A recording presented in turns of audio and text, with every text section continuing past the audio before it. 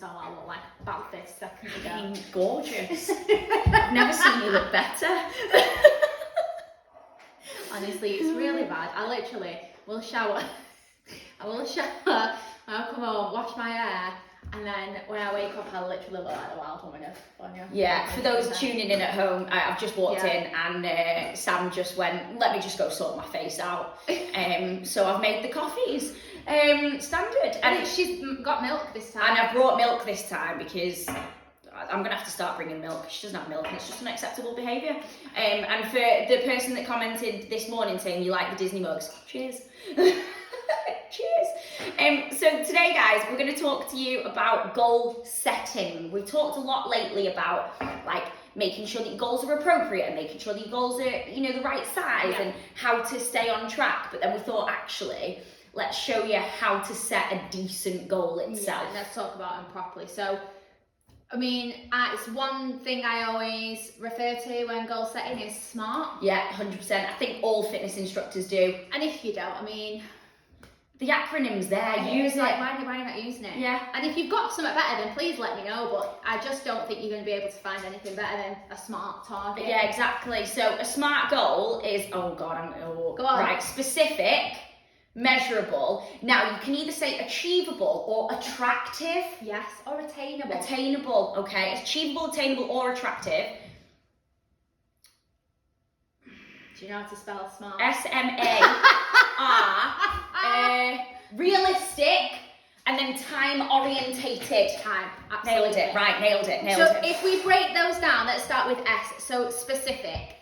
So you've got to make it as specific as possible. So just saying, I want to lose weight, that's not a very specific, that's not a specific goal. So to make that specific, how much weight do you want to lose? Exactly. Right, so how much? Or if your goal is that you want to build a bit of muscle. Yeah. How much? What are we talking about? Like, what kind of look are we going for? Yeah. Are we thinking Arnold Schwarzenegger? Yeah. Like, we've got to be real specific in what your goal actually is. You know, if you've got a marathon that you've signed up for, or a Tough Mudder, or, you know, things like that. I want to be fit for that. I want to be able to do the monkey bars on the Tough Mudder. Absolutely. I want to, you know, kids relatable ones. One of my clients has just done one with me, and she wants to be able to have her back not hurt when she's playing with the kids. You know, and so specific, very specific. The more specific you make it, the closer you can see it, the more you almost need to become narrow-minded 100%, to it. and the more specific you make it, the better your strategy is going to be. Because, for example, that I want to be able to do the monkey bars in the Tough Mudder. If you just say Tough Mudder, I just want to be able to, you know, I'm doing the Tough Mudder, that's my goal. Yeah. Okay, so in a Tough Mudder, there are lots of obstacles. So if you make it real specific, you know that upper body strength's not really a strong suit. You want to be able to do the monkey bars. You're then going to know that what you need to work on is shoulder strength, upper body to be able to do that. 100%. So S, smart, specific, smart. I've not had enough coffee yet. No, she has just told me she did go back to bed this morning though. So I did? She Absolutely. has admittedly been up this morning and taught a class, then got back into bed at 7:30 and got back out at 10:30. Absolutely, I'm taking the naps where I can. So I'm not sure whether it's that she's not that she's having up, but I think she might still be asleep. Still asleep. I did teach spin at 6 a.m. Come on now. Anyways, specific. Then we've got measurable. So can you measure it? Going back to weight, if you are aiming to lose inches, for example, I want to lose 3 inches. Is it measurable? Yes, with tape measures and 3 inches. Absolutely. You know, monkey bars in the Tough Mudder. I want to be able to do 10 monkey bars. You are measuring that you can do those 1, 2, all the way up to 10. Can you measure it? Just go in, I want to do a Tough Mudder. Great. There's nothing specific there. There's nothing measurable. I can't, coffee. So there's nothing measurable about that. You need to be able to measure it, which comes in with being specific. A lot of the time, as soon as you get specific, that's when you find how to measure it in itself anyway. Attractive or attainable. Or attainable. So Yeah, making sure that it's not like way out of your Yeah. reach. Yeah, it's got to be like we were talking about, and we were saying, I don't know if it was last week or the episode before about for me, getting into a bikini for my holiday it's not attractive enough for me. No, not at all. It's that's the thing. It's got to be, and a lot of people do that. A lot of people say, "Oh, I want to be able to fit into those jeans," but actually, that's not attractive enough for them because long-term pain, short-term gain in that situation. If you're out with your mates and coffee and cakes on the cards. Well, in that instant, that short-term gain, I'm going to have a coffee and a cake because the attractiveness of getting into those jeans is less than the coffee and cake at that moment. Exactly. But if you put feeling behind it, I want to be able to, if you are sort of physical, I can't use words today. Or physiologically? Bit of both. Fantastic. Aesthetically, that's what I'm going for. Inclined, I want to feel confident on the beach. What does that look like? How can we make that specific? But if you always come back to the side of how it's going to make you feel, then that's a lot stronger. Same again with, getting, rather than losing weight, or rather than just getting stronger, I want to be able to get on and off the floor with my kids without my back hurting. That's more attractive to people because there's like we said, was it last week or the week before, and we've done a whole podcast on it, but getting down to the real reason why. All of those whys, so attainable attractiveness, that's where these like 5 whys come in. So why? But why? But why? And but why? So once you've got there, that makes it more attractive. Me just going, I want to get into that bikini. Well, why? I'm going on holiday. Okay, but why do you want to be in that bikini by that holiday? So I feel a little bit more confident on the beach, so I don't feel so, it's getting down. That first initial sentence isn't attractive enough. No, exactly. You have to delve much, much deeper. Much deeper. So within that attractive element, using the tool of 5 whys will help you to find a little bit deeper that reason why. And if you haven't watched that podcast, it's one of the very first ones that we did, the 5 reasons why. But essentially what Sam just said in summary, you just ask yourself why 5 times about a goal, and it gets you right up into the deeper one. Prime example I always use for one of my clients is that she said, she wanted to lose a couple of inches. All right, okay, let's be specific. How many inches? I've got these jeans that require me to lose 2-3 inches off my hips. Fine, great. Is it measurable? Yes, because we've got the jeans. Yes, we've got the tape measures. Why do you want to do it? Well, I just want to feel good in those jeans. Yeah, but why? Well, I want to do this. Well, why? And it got right the way down to it. It's like, well, because the last time she wore those jeans, she felt very sexy for her partner. There we go. So it was all about being intimate with her partner. Yeah. So actually, that's the real reason why, and that is a lot stronger than just Gotta get in them jeans. Gotta get in them jeans. So specific, measurable, attractive or attainable. Yep. Realistic. And this is the one that drives me insane. Yeah. I want to lose 7 stone tomorrow. In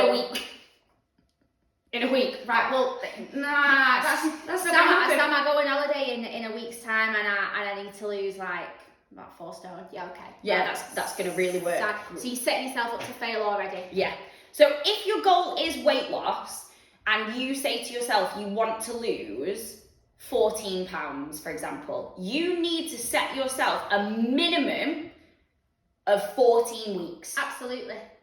Yes, you'll probably do it a little bit quicker than that, but actually, to be realistic, you want to say £1 a week on average. In the first £1 to 2 weeks, depending on what you're doing. But to make it realistic, to make sure that you are not depriving yourself, not falling off the wagon, not, making it a really unenjoyable experience, set yourself £1 a week. Yeah. £1 a week. So however much weight you have to lose in pounds, that is how many weeks you need to give yourself, and that is how you're going to make it realistic. If you're not giving yourself that amount of time, you are straight away making it unrealistic and setting yourself up to fail. So that's why and I hate this saying, but I love it at the same time. Summer bodies are made in the winter. Right, your summer body is whatever body you want it to be. Yeah, absolutely. Like, there is no summer body. No.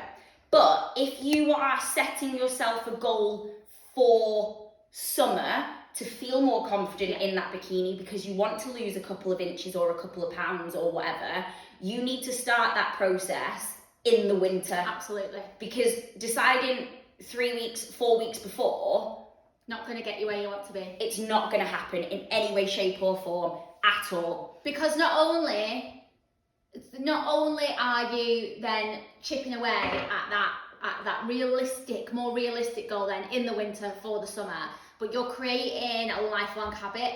Yes. Which is what we want to be. That's a realistic thing to do, is to implement habits into your lifestyle. That's really realistic. Deciding that you're just going to cut out pretty much everything out of your life for 4 weeks for a summer body to go on holiday for a week, it's not realistic. It's that's not something that is, what's the word? Maintainable. Yeah, it's just, you can't maintain that then. Once you've done that 4 weeks, you've gone on holiday, you've drank a sip of water or a beer. Yeah. And there you go. And that's the other thing. So all these people that do like 4 week shreds before you go on holiday or whatever, all that's happening is you're cutting out all the fun foods that you straight away know that as soon as you get on holiday, you're going to eat. Absolutely. So a few things are going to happen. Number one, you're trying to feel more confident on the beach by losing a little bit of weight. The moment you have a beer, a buffet breakfast, you will bloat like a mother trucker. Oh, 100%. And that's not going to make you feel confident. No. In any way, shape or form. Whereas if you've done it in a gradual manner, not depriving yourself of anything, not cutting anything out so that your body doesn't get used to processing it, you go on holiday, you continue to eat the foods that you like to eat, you don't bloat. It's a lifestyle. It's a lifestyle. The other thing is, all that you're risking doing is losing a hell of a lot of muscle in that time, which then means the likelihood is, if you are one of these people that goes on an all-inclusive holiday and goes on an all-inclusive holiday, you will come back heavier than when you started your 4 week shred. Yep. And then you will find it even harder to get back into the swing of things because you've done a major shred, hated it, then you've gone on holiday, loved it, but you have no middle ground. Yeah, you have no idea. The only way in your mind to lose weight is to do that horrible shred again, and there's no incentive this time. Whereas actually, if you started it, rather than starting it 4 weeks before, let's start it 8 weeks before, 12 weeks before, and implement smaller changes over time that you can then just continue. You'll feel better on holiday because you won't be bloated. You'll be able to enjoy what you want to do. You'll be able to come back and get into the swing of things a little bit better. Yeah. But it becomes a lifestyle then. And it becomes easier. It becomes so much easier. You maintain the muscle so that when you do go on holiday, you don't gain as much weight. One of my clients actually, years ago, I had this one client and she did exactly that. Before she went on holiday, she would try and shred as much as she can. She was eating very minimal, exercising all the time, and every single time she got back from a holiday, she would have gained like a stone. Yeah. Do you know what I mean? Like this great amount of weight. And I was literally like, it's because you're not eating in the lead up to, then you're going on holiday eating whatever the hell you want, drinking as much as you want. Coming back, yes, you've retained a load of water for one, but you've slowed your metabolism down in the process. Yeah. Your body cannot cope with those extra, it cannot process those extra calories. And it's such a very quick succession. Yeah, exactly. So we changed her method, introduced weight training, built up her muscle capacity, got her eating regularly. Next time she went on holiday, she put on 3 pounds. Which 3 pounds, hell of a lot easier to lose. I've literally just had the same thing with one of my clients. We've been working together for the past 12 weeks, and then she kind of like been in a couple of holidays, a lot of like home like child stress stuff like that. Yeah. And then she's gone away and she's messaged me yesterday morning. She's like, right, I'm back. I'm back on it. She's like, but I actually haven't put any weight on since the last time that I Amazing. She's like, I haven't lost any. She's no. Like, but I'm exactly the same weight that I was the last time I checked in. Yeah. And now I'm still the same, because we've implemented, it's not been that she's still kept her steps up. She's still trained when she's been able to, like she's not cut loads of stuff out of her diet, because that's not the way I work or the way we work. So I've not, to get her to that point before she kind of like dropped off and went on holiday and this, that and the other, we'd implemented things like, okay, well, you just need to be eating regularly, you need to make sure we've got enough protein, and we were seeing a drop, and that's great, and we were seeing shape changes. Absolutely. And she was feeling healthier, she had much more energy. Yeah. And then we've had a little bit of just a smidge of a break, nothing crazy. Absolutely. And we've not, all of that progress hasn't just been out. Yeah, exactly. So one of my little client wins this morning, she sent me progress pictures from when she first started with my boot camps. Then she came an online client, then work things happened, she had to stop, but then she's back being an online client again. And so 2 years she's been with me in some way, shape or form. Yeah. And she sent me a picture from the very first one to now, and she's not lost any weight whatsoever, not on the scales, but her shape has changed that much. She's dropped 2 dress sizes, she's gone on holidays, we've fixed injuries. You know, we've had to, the last 6 weeks we've had to take sort of off and do injury recovery because she's had a few issues. But that's what we're talking about, 2 years, you know, and she's still going, she's still, I'm still making improvements, I'm still progressing. Because she's not got to that 2 years of going, okay, well, I've dropped 2 dress sizes and I'm done now, and out the window we go. Do you know what I mean? Because it's become part of her life. Exactly. Coming to boot camps, coming to see me, doing her online, exercises, doing her steps, getting her protein in. All of that is now part of her day-to-day life. So there will never now be a time where she goes back to where she was 2 years ago. Yeah. And that's why making realistic goals is so important, because if you set yourself a goal or a diet or whatever, and you gain any of that weight back, sorry to tell you, that diet didn't work. Yeah. That's why I go mad at the whole slimming peoples, because it worked really well for me. Did it though? Did it though? Have you gained the weight back? Oh yeah, I have. Didn't work then, did it? It only works for as long as you're on it, and if you can't stay on it for life, it's not working. And the reason they can't stay on it for life is because they don't understand what they're actually doing. No. Pasta is not free. No, it's just really not. Avocado is not a sin. Like, how is an avocado in the same, category as a Mars bar?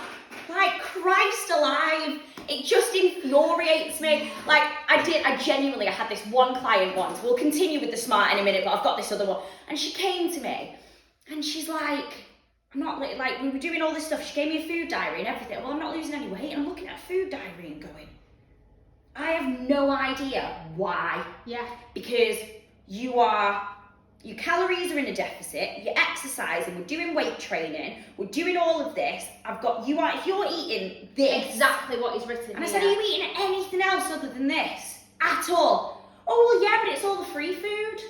What do you mean it's all the I was like, what are you on about? Free food from where? What are you on about? She's like, well, I'll have a punnet of grapes a day, 2 oranges, couple of apples, but all of that's free. No, it's not. No, it's not. You're eating about an extra 500 calories just in fruit. No, we're not seeing a change. This just does not educate people. It does, and that's what really winds me up about stuff like that, is like this lack of education around what it is. Because Deborah, who's working in IT, it's always a Deborah for me, working in IT is the one leading it. She's got 0 nutrition qualifications. She was just slimmer of the month for a month. Like, do you know what I mean? It really stressed me out. I had a conversation actually with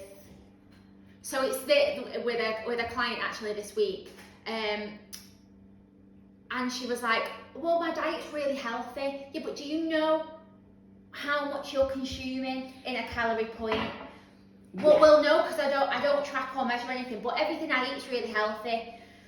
Okay, so there is a difference between healthy food and low calorie food, right? So you can find that, like, avocados, real healthy. Oh, look, yeah. Love an avocado. But if you're eating an entire avocado a day, there's a lot of calorie content in that. Yeah, exactly. There's a lot of fat content in an avocado, right? So if you are Fruit, real healthy. Get loads of vitamins. Yeah. Yeah, minerals from your fruit. Great.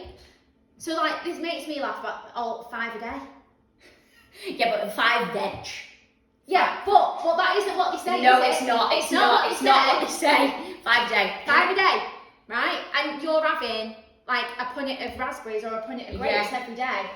I'm sorry to tell you, you might be getting loads of vitamins and minerals, but you're gonna be way over your calorie content for that day. Yeah. If that is the way that you are. So if you are just like, well, it's healthy, or I saw a post today actually where it was like the caption was, you watch what you eat when you're going out for food, and then it's like underneath, but you're not really, so you might as well just have what you want. And it's like I saw the same one. I think I might have reshared it maybe. and it's like an acai bowl or whatever, with loads of stuff in that's like X amount of calories, let's say 500 for example, but then the chicken sandwich that you actually really wanted was actually only 400. Yeah. It's the Cobb salad, isn't it? That's it, the Cobb salad from like TGI Fridays or something. Versus that you think you're having, a chicken salad, and really it's like healthy. Really healthy. Or really, Caesar salad, that makes me laugh, like, because in essence, chicken and salad, healthy. Yeah. Whack loads of Caesar dressing on it. Caesar dressing, cheese, bacon. I mean, it tastes so good. Really though. good. Oh my god, I love And a to be Caesar honest, salad. that's probably something I would pick because I enjoy it. I love a Caesar salad. But from a calorie point of view, like a macro point of view, you're better off having a burger. You're better off having the burger. Yeah, absolutely. And that is the thing, it's about being realistic and educating yourself in what you are, what your goal is. If your goal is weight loss, be specific with it, be measurable with it, make it attractive, but make it realistic in that you know what you're doing. So I only get my clients to track on MyFitnessPal for maybe like a week, just so that they can become aware of what calories they're actually eating, what their macronutrients actually are, because it can be quite confronting for them. They're like, oh my god, well I was eating really healthy, but I'm eating 2,200 calories, and for me to be in a deficit, they need 1,800. Do you know what I mean? So use whatever tool you need. Yeah, We've talked about tools before. I think MyFitnessPal is a really great tool for that. Yeah. I don't like it for lots of its other features because No. I think it's a bit silly, but the actual putting in your food and tracking your calories, and especially that first week that I'm starting with a new client where I go, I'm gonna help you. I'm not gonna give you a diet plan because you need to understand what it is 100%. that you're eating for yourself and how it fits into your lifestyle. I can give you the diet plan that I set myself, but my life's very different to yours. Yeah, absolutely. Right? So I can eat at different times than you can, and this, that, and the other. So, and I might require more protein than you might require at this moment in time. So, but that first week I'll go, I don't want you to think about anything. I just want you, when you have something to eat, I just want you to put it into there for me. Yeah. And then I'll have a look at that and see. And sometimes I've got, we're way over and like, oh my god, I didn't realise I was consuming. Okay, so this is why tracking is really quite important. Yeah. Number one. And then I have the flip side. I've just had a client come to me. She's had two kids in the last 3 years. At the lowest weight she's ever been. She's but she's just like, I just don't feel very healthy, I don't feel very fit. She was like, I'm just not eating enough. I just don't have the strength and stuff. So I was like, right, do me a favour. Here we go. Oh god. I want you to put in, and you'd be lucky if she was eating 1,000 calories a day. Oh. And do you know what baffled me more than anything? Still able to breastfeed. Really? Genuine. And it was one meal.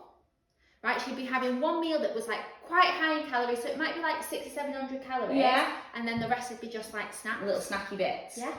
So there was no real set meal time or consistency in what was being. I was like, right, so this is what we're going to need to do.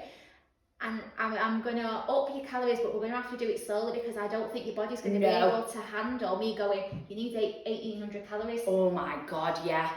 So it's really good to see the other flip side. So if you're somebody that does really want to build strength, and your goal isn't fat loss, for example, it's good to see, oh, okay, well actually I'm not eating enough. Yeah. I'm not getting enough of the right nutrients and the macros here to be able to sustain what it is I want to be able to do in my body. 100%. Yeah, MyFitnessPal is really good for showing that. It's really, really great for that. And it is a good tool to Tool is the use. one to Yeah, use. tool is the one that we use. So realistic, so we've gone specific, measurable, attractive, realistic, the coffee's kicking in now. We're all right. Time orientated or orientated. So really, as we've been talking about this, we have also probably hit on this a little bit. So when we talk about time orientated, you have to give yourself a time frame in which that can be done in. Yes. So again, time and realistic also come into play here, because 4 weeks, 3 stone, Not realistic. not realistic. But in, let's say, 6 months. Yeah. Right? In 6 months, I want to have lost 2 stone. Yeah, Right? absolutely. Or in 6 months, I want to have got back into that pair of jeans. Yeah. Right? But it has to be time. Or, I mean, you don't do what I do and sign up for a marathon 2 weeks before. Yeah, don't do that. That's silly. I mean, I didn't stick to any SMART target. No, at all. not at all. It wasn't. I mean, it was measurable. I knew I had to do it in under a certain amount of time. And it was time orientated because you knew you had to do it in 2 weeks. But it wasn't realistic. It was definitely not realistic. At all. No. To be honest, I'm surprised I even. I'm surprised. Yeah, I'm surprised. I mean, We no, all are. I'm not surprised you finished because Oh, I am. because she's quite stubborn. In a loving kind of way, but she's a bit stubborn. So I knew you'd finish it. There was no way in hell you were not finishing that. There was a moment where I'd hit the first checkpoint, so I'd ran 20k with my dad, Yeah. and then it started to climb. And I mean, when I say climb, it was like through the hills of a Swiss mountain, like through the towns, and it was tough. And I told my dad to leave because I didn't think I was going to make the first God. checkpoint. So you have to make the first checkpoint in like 4 hours 25. It's a very long time. And the first checkpoint is 25k. So you'd ran, and when I say flat, it wasn't really flat, it was what you would class as relatively flat. If you've ever been to Switzerland, nothing is flat. Nothing's Like, flat. nothing's flat. So it was relatively flat, and then we really started to climb, and like my hip flexors started to seize up, my quads. I was just in a bit of a mess. So I let my dad like go ahead, and I didn't think I was going to make it. And then I kind of got to the top of like a hill, and I saw my mum, and I thought, must be near to the checkpoint because she wouldn't be on this trail otherwise. Yeah. So I get to the top, and I was like, I couldn't see the checkpoint, and I was like, where's the checkpoint? She was like, oh, it's down there. I was like, I'm gonna run, I'm gonna see if I can make it. And I literally had like maybe 20 minutes. Oh my God. So I managed to make it, and then I stopped, and I thought, I just don't know if I can do the next like 15k. I'm just not really sure I've got it in me. And then I saw like an 80-year-old man jog past me, And you're like, well, and I thought, no, pass me the ibuprofen. let's go. Let's go. It was so unrealistic. It was it was untrue. I'd never ran more than 5k my entire life until 2 weeks before. Yeah. It was a joke. So don't use that as a time frame. But you want to be making sure. So if you are running a marathon, you need to know. Obviously, you'll know when that marathon is. Yeah. Don't 3 weeks before sign up to it if you've never done any marathon training. Yeah. Like if you're somebody that runs regularly and trains for marathons and stuff like that on a regular basis, and you're used to just kind of like, I might just give it a go. give it a whirl. But if like it's something that you've never really done before, and that's the goal. The goal is to complete that marathon, and it's on that time. Give yourself enough time to train for it. Absolutely. Like it's got to be very time specific. It's got to, and a lot of the time our goals are very time specific in general because it is a holiday, a marathon, a tough mudder. You know, it is all of a wedding. There's always an event. There's always an event. Usually. But work back from that. I've said that I did this with my clients quite a while ago. I did like a seminar on it, and they were like, "Oh my God, I never thought about working back from it." Yeah. Because that's the other thing. If it is a goal that's 3 months away, in our brains, that's too far away. That's long term. So you need to break it down into month by month. Absolutely. So if it is a weight loss goal, for example, you know, be specific, measurable, attractive, realistic and time orientated for the whole 3 months. Yeah. But then break it down into, right, okay, so if that's where I need to be in 3 months' time, so 12 weeks, where do I need to be in 6 weeks' time? Yeah. Almost like creating little checkpoints for yourself. Where do I need to be in 3 weeks' time? Where do I need to be in a week's time? How much does that mean per week that I need to lose? Same with if you are marathon training. You know, if you go online, most marathons do a marathon program. Do they? They do, not that you would know. To give you an idea of how many kilometres or miles you should be running each week in the lead up Absolutely. to. So you're working back from it. You're not just going, right, I'll do 20k tomorrow and see how we go, and then the following week I'll do 3. And you know, it's progressive. So work your way back. But if it is a long-term goal, break it down into smaller ones moving forward. Absolutely. And if it doesn't fit with the timeline, either one of 2 things. So let's say I do want to lose a stone in 6 weeks, right? Not realistic for one. What could you do in 6 weeks? Let's say you're going off £2 per week, you could probably lose £12. Yeah, it's not quite the full 14, but it's the 12. So adjust your goal, adjust your effort level into it if you can do, but be realistic with it. That's the main thing. So whenever you are making goals, guys, right, let's see if I can remember this now. Specific. You nearly said smart. I nearly said smart, but be smart with your specifics. Oh, okay, yeah, then you're spinning it that way. Fantastic. Yeah. Okay. I nearly did it again. Specific, measurable, attractive, realistic, time orientated. Anything that you do, any goal, make it hit those. If it's not, you're setting yourself up to fail. And that is the point. Any goal. Doesn't have to be fitness related. You can use a SMART target for anything, whether that's business, whether that's life, whether that's finances, fitness. It works for everything. For everything. So use it, commit to it, write it down, have reminders of it. But if it doesn't fit that, you're setting yourself up to fail straight away. Absolutely. Right, we'll see you next time. Yeah, see you later. Bye. Bye.